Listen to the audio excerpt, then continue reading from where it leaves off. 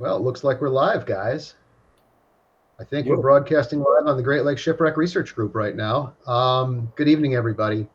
This is Brendon Baillod. I'm the administrator of the Great Lakes Shipwreck Research Group, and we're on live without an announcement because we're going to talk a little bit tonight about the Ghost Ships Festival, which is starting up, as many of you know, again after a hiatus of several years. And tonight, with me, we've got the essentially the founding group of the Ghost Ships Festival that originally started this back in 2000. I've got Bob Jaeck and Kimm Stabelfeldt.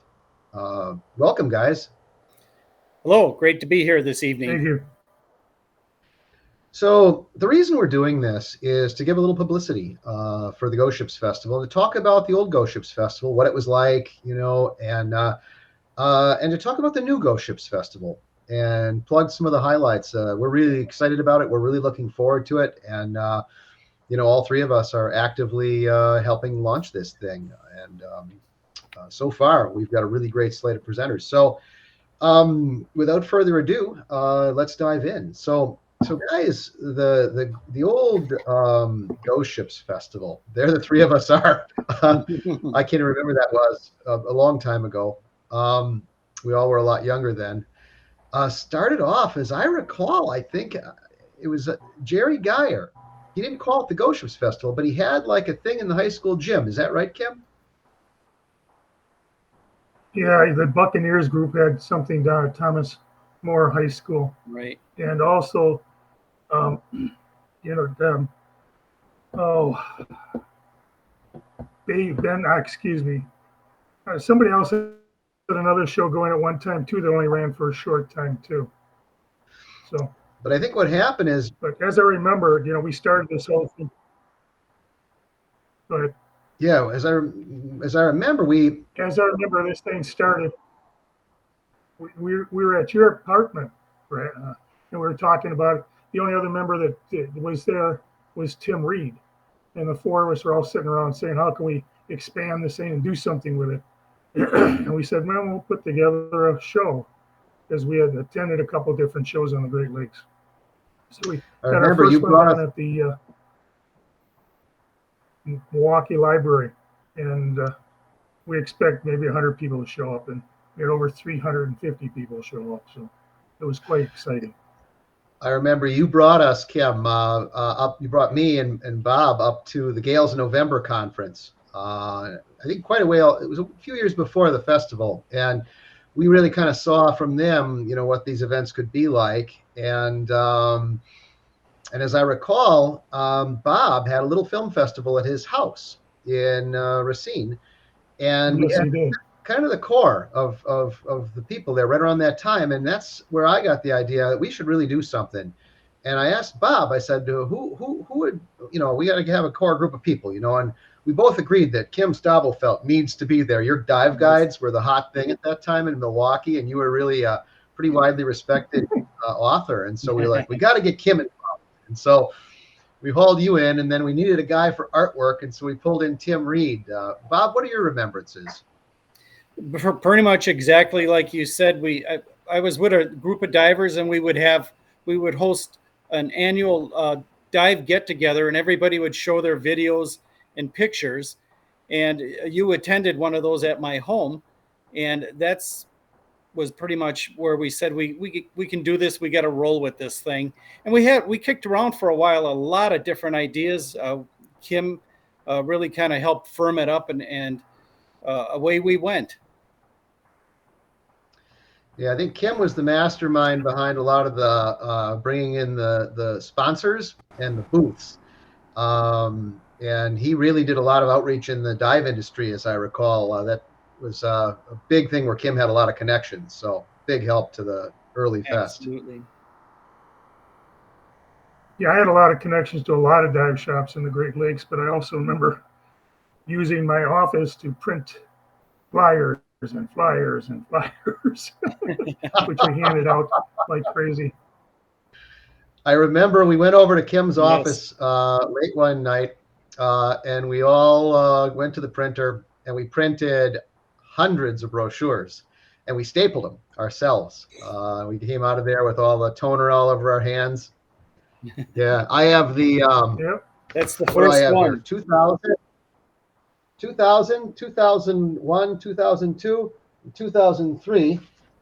And then there's this anomaly from 2004 where we got a professional company to print a little book for us. Do you remember that, Kim? Yeah. Yeah. Yeah. Remember printing all that stuff in my office, and we're all stapling everything together, and we're making sure the pages are all the right way. I used to Here's lay it a lot out of and fun. print stuff. Here's one of our posters from 2002. Yeah. Yeah.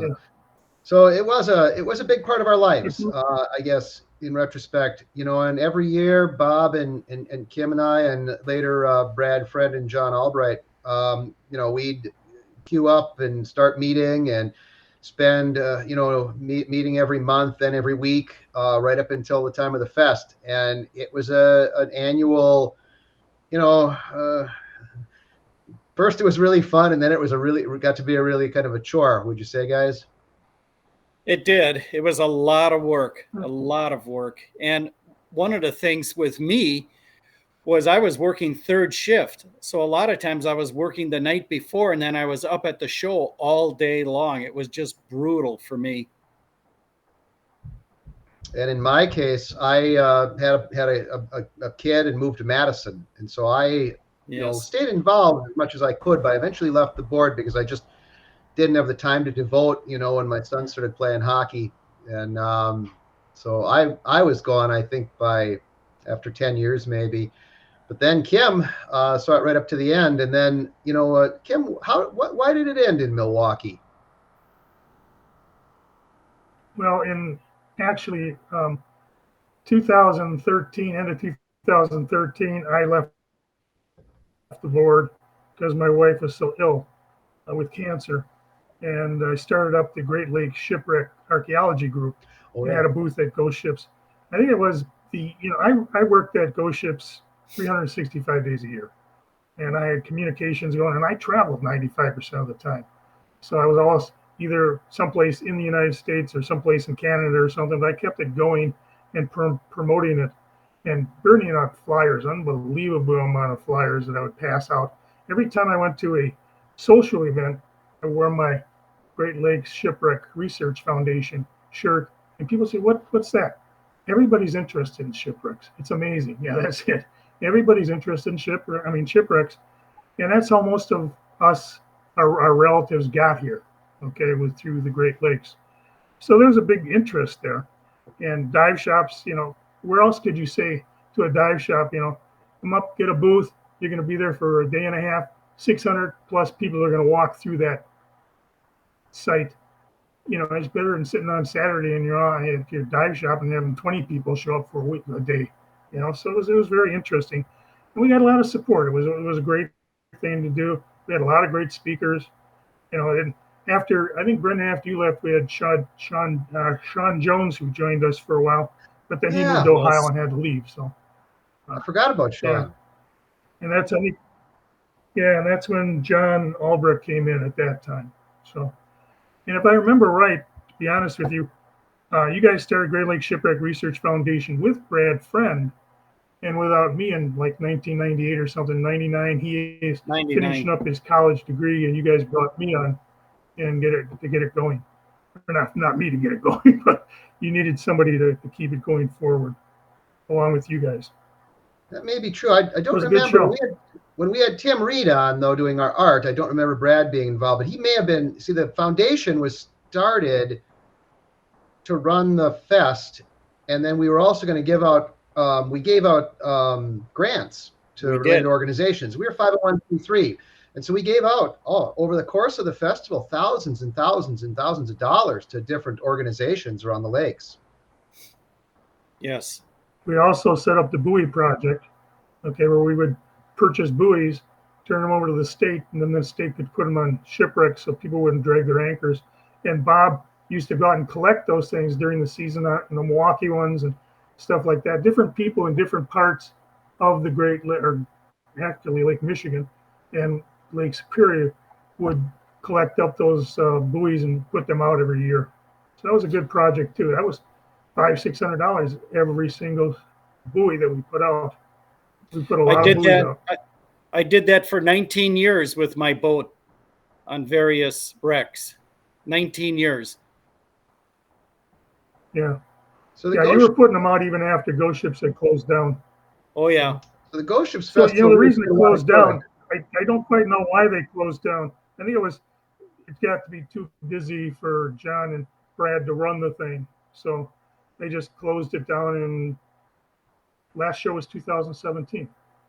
And I remember too, guys, talking to Brad about this towards the end, and the hotel costs for a big conference center like that were Right. starting to get kind of oppressive because the hotels were used to trade shows, from big corporate things, where they had a lot of money.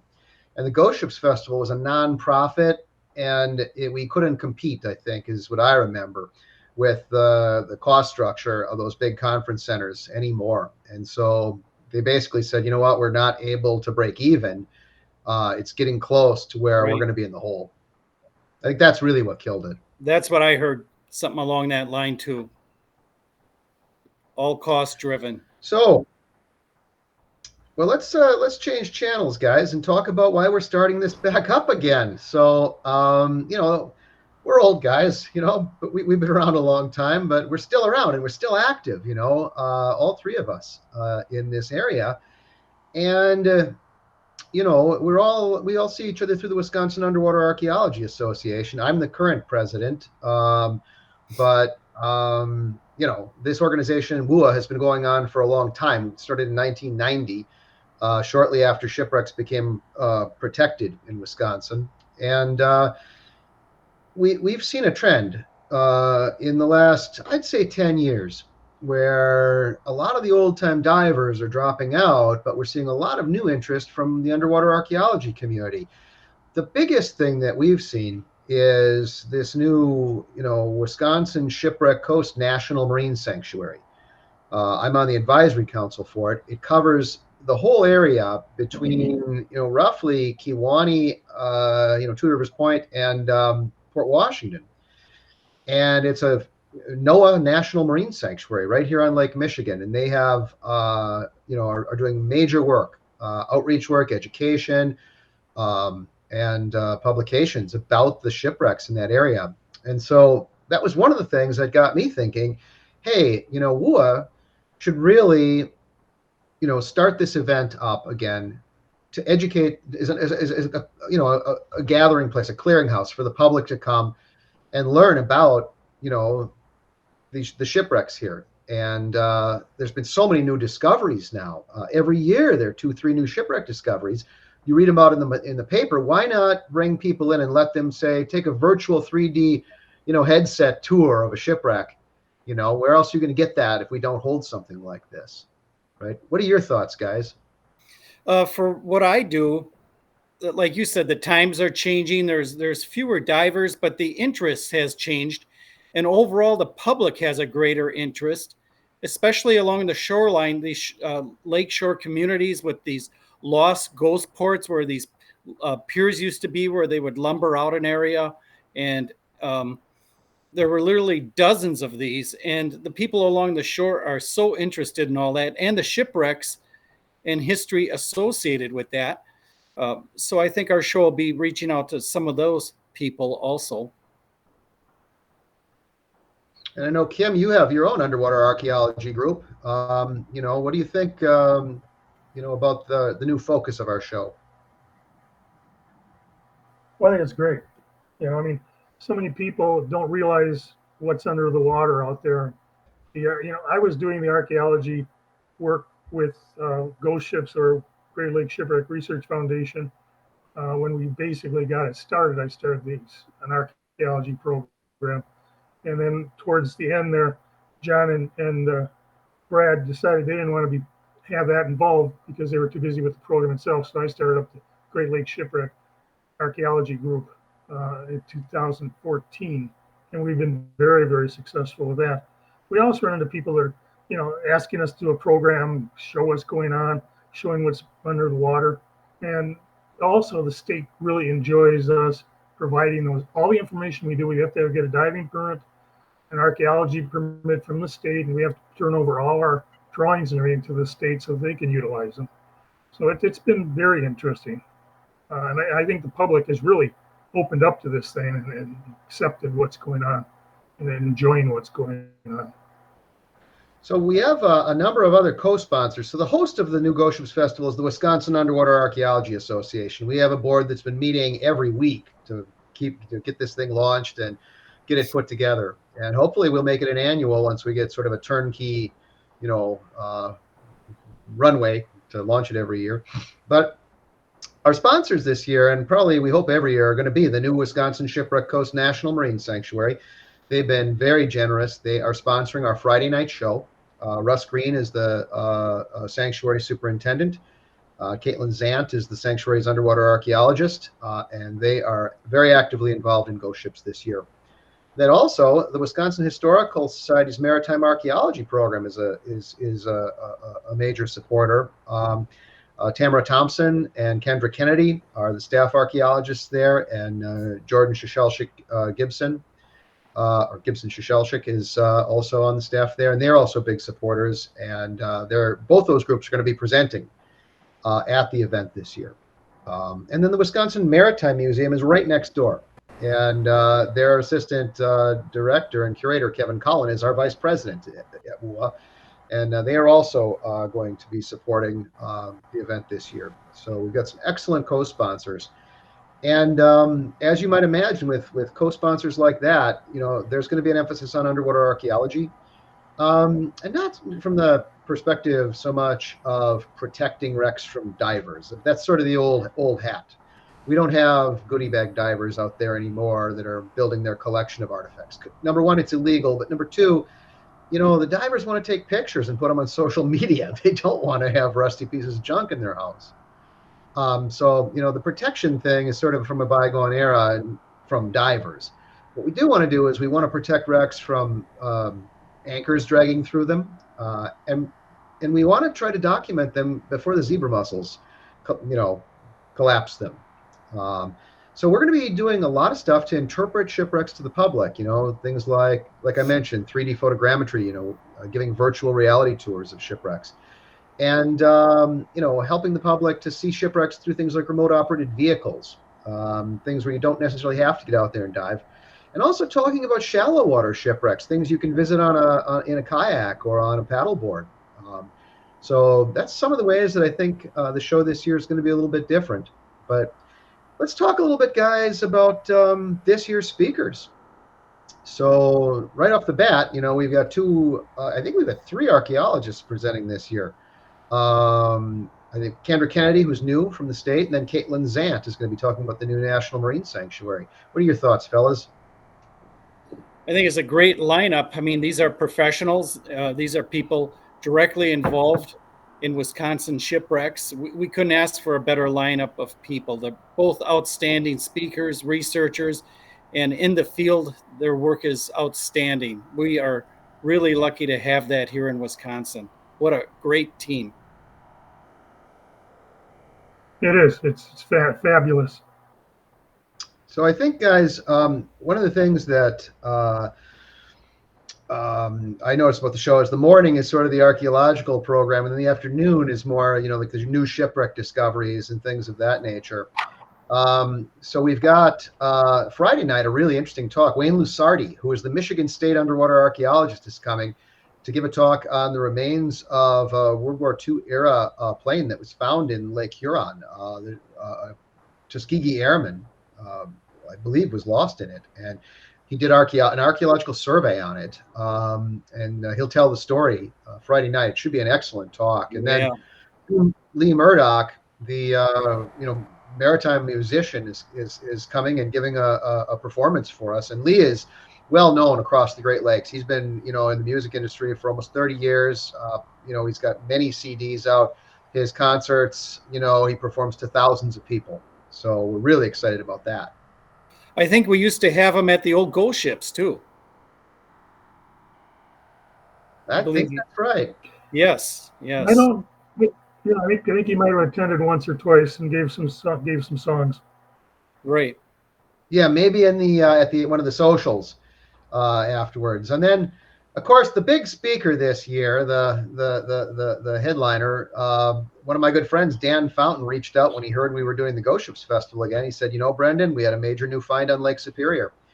And, we'd like to, I can unveil my work on it at Ghost Ships if you'd like. And I was like, oh my God, yeah. So we're not talking about it yet. They haven't even done the press release yet. But this summer there was a major new find on Lake Superior. The only people that really know about it are the people that were involved and a few people from our board that know what the identity is. It's going to be released the week before the program, and then Dan's going to talk about it at the festival. So major news there. We also have that roundtable. Do you want to talk about that, Brendon? Oh yeah, thanks for reminding me, Bob. So 3D photogrammetry for documenting shipwrecks is like a big deal now, because you can literally put somebody on the wreck and they can walk down the deck of the ship with their virtual reality headset on. And there's been a lot of people who have been building models of wrecks. We have hundreds of wrecks that have been modeled already. By filming it in high def with thousands and thousands of pictures, and then a computer program stitches them together to create this virtual reality model. So we've got 4 of the leading experts on 3D photogrammetry on the Great Lakes: Ken Merriman, Stefan McDaniel, Zach Whitrock, and Andrew Goodman. And all 4 of them are going to lead a panel discussion on 3D photogrammetry, and they're going to explain the possibilities and show you how the sausage is made, so to speak. Great program. Some of the other big highlights are the big new discovery this summer up on Lake Superior, the wreck of the Henry Steinbrenner, big steamship that went missing, or that went down in the 1950s on Lake Superior, has been found by Ken Merriman and Jerry Eliason. They're coming to talk about that. And of course, yours truly, me and Bob, are going to talk about our discovery of the Trinidad, which most of you have heard of. But we're going to show you some new stuff. And then I'm really excited about this young couple of videographers that are coming from Canada. Yvonne Drabert and Zach Melnick found the wreck of the steamer Africa off Tobermory. They do underwater documentaries, about the marine habitat, not necessarily about shipwrecks, but they found the Africa. And I don't think they've done a lot of these presentations at the traditional shipwreck festivals, because they're not wreck divers, but they are excellent underwater videographers. And so they're coming to present on their work and to show us the Africa. It's a great show. Very good show. Definitely. All right. So let's wrap it up, guys. Kim, any last minute thoughts before we move on? Okay. No, I think it's a great show. It's be wonderful. And I'm happy to be an advisor on this entire thing. And we're really glad I'm you're not a there. board member. We're really glad that you're there to help us, Kim, because you remember a lot of stuff that we don't. So, all right, guys, you gotta get your booths. If you want a booth, they're filling up fast. We don't have a huge hall. This is not a giant convention center. It's Manitowoc, Wisconsin. It's the Inn on Maritime Bay. We got about 25 booths. About half of them are already spoken for. If you want a booth, you need to get your reservation in. Contact me if you want to do that. Baillod@gmail.com. That's Baillod. Also, if you want to sponsor, if you want to get an ad in the program, you need to contact me and get me your artwork. I will put you in there. Registrations can be done at the door, but we will also be doing an online registration. I'll be releasing the URL for the online registration this week. It'll be up on our website, where you can register in advance. You can also reserve your booth and pay for your booth in advance, and for your sponsorship. So that's not yet live on the website, but it should be very shortly. Also, we still could use a few volunteers. If you'd like to volunteer, we're going to give you free admission if you agree to help us out for 4 hours on either Friday or Saturday or both. So reach out to me if you want to be a volunteer. We basically need people to help us by working the booth, checking people in, stuff like that, helping us set up. All right. Anything I missed there, guys? We're going to have some merchandise. We're going to have some cups again and shirts. So for people that like Thanks, to Bob. collect Yeah. that, We will have some of that there in limited quantities. One of the things we're working on is getting a keg of beer from the local microbrewery, so you can get a discount on beers if you've bought a Ghost Ships glass. So the hotel is a bar, so we're going to have social hours both Friday night and Saturday night, and discounted drinks if you've got a Ghost Ships glass. At least we're working on that. All right, guys, it's been about 25 minutes. Let's wrap it up. I'm going to do one of these podcasts every single week, and right here on the Great Lakes Shipwreck Research Group, and I'm going to post it around with our presenters. Every one of our presenters is going to be on one of these podcasts every week until the festival. So thank you for joining us if you joined us live. If not, thank you for watching our video. And don't forget to come and attend the Ghost Ships Festival, the new Ghost Ships Festival in Manitowoc, March 1st and 2nd, 2024. Guys, any parting thoughts? Nope. See everybody there. Looking forward to it. Nope. Hope to see everybody there, and thank you. Yep. And thank you guys for doing this with me. Have a good night, everybody. Good night. Good night.